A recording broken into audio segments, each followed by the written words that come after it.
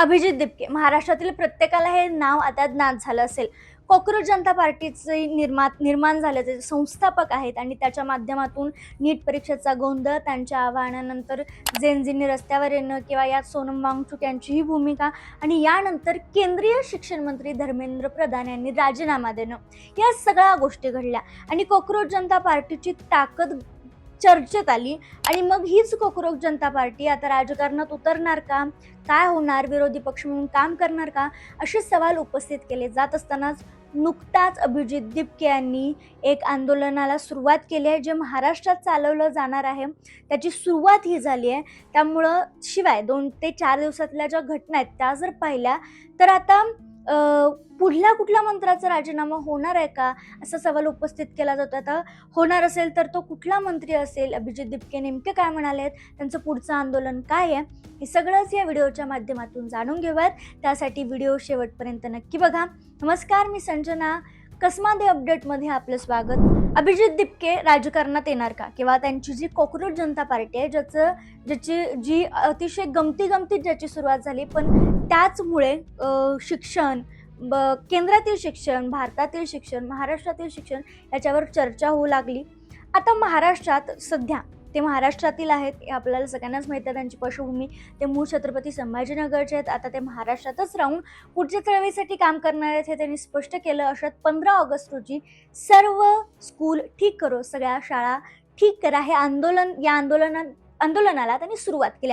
आता या आंदोलनाच्या माध्यमातून नेमकं काय होणार आहे, तर या आंदोलनाच्या माध्यमातून महाराष्ट्रातील ज्या जिल्हा परिषदेच्या अर्थात सरकारी शाळा आहेत त्यांच्यावर लक्ष केंद्रित केलं जाणार आहे. कारण महाराष्ट्रात जी काही पटसंख्या कमी नसल्याची कारणं दाखवून ज्या प्रकारे शाळा बंद होतात, किंवा जी दयनीय अवस्था जिल्हा परिषदेच्या शाळांची झाली आहे ती न सांगितलेली बरी असं वाटायला लागतं. म्हणजे अक्षरशः लांबच्या लांब ठिकाणी विद्यार्थ्यांना पायपीट करत काटाकुटातून पावसाळ्यात जावं लागतं शिक्षण घेण्यासाठी. तरीही शाळा गळत असतात, शिक्षक नसतात, एकच शिक्षक 10-10 विषयासाठी असतात. काही शिक्षकांना स्वतःच गणितं पाठ नसतात किंवा गणितं सोडवता येत नाहीत. अशा अनेक ज्या गोष्टी आहेत त्या सॉल्व्ह करण्यासाठी सर्व स्कूल ठीक करो हे आंदोलन छेडण्यात आलेलं आहे. आणि याच माध्यमातून गेल्या 2 ते 4 दिवसांच्या घडामोडीतून जर पाहिलं तर महाराष्ट्रातील शिक्षण मंत्री असणारे दादा भुसे यांच्यासाठी ही डोकेदुखी ठरू शकते का. त्यांना नुकताच अभिजित दिपकेंनी त्यांच्याबद्दल एक विधानही केले. ते विधान काय हे आता आपण सविस्तर चर्चा करूयात. आता जेव्हा हे आंदोलन सुरू झालं तेव्हा हिंगोली जिल्ह्यातल्या जिल्हा परिषद शाळा लिंबाळा या शाळेला अभिजित दिपके यांनी भेट दिली. या शाळेमध्ये मुख्याध्यापकच भर दिवसा दारू पिऊन राहतो असं निदर्शनास आलं होतं. मग संबंधित मुख्याध्यापक विनोद कटके हे शाळेतच दारू पित असल्याचा व्हिडिओ अभिजित दिपके यांनी समोर आणले आणि या शिक्षकावर कारवाई करा, त्यांना निलंबित करा, नाहीतर आंदोलन केलं जाईल असा इशारा अभिजित दिपके यांनी यावेळी दिला होता.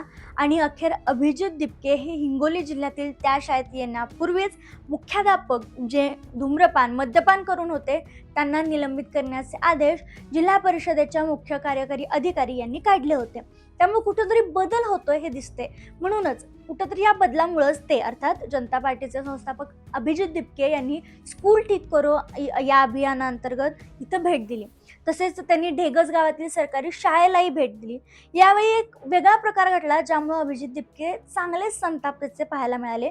जिथं विद्यार्थ्यांना केर काढायला सांगितला जात होता आणि जेव्हा शिक्षकांना विचारलं की हे का केर कचरा काढतायत, तर तिथले शिक्षक म्हणाले की ते त्यांच्या मनाने केर काढतात, त्यामुळे काही केर वगैरे काढू नका, तुम्ही तर शिक्षण घ्यायला येता, फक्त शिक्षण घ्या असं विद्यार्थ्यांना स्वतः अभिजित दिपके यांनी सांगितलं.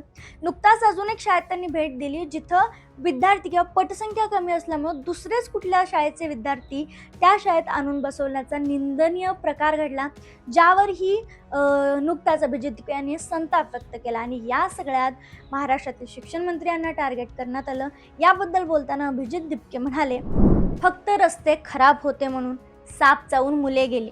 सरकारच्या अपयशामुळे ही मुले मृत्यू पावली आहेत. उजनीच्या शाळेत देखील साप निघालेत, क्लासरूममध्ये देखील साप निघालेत.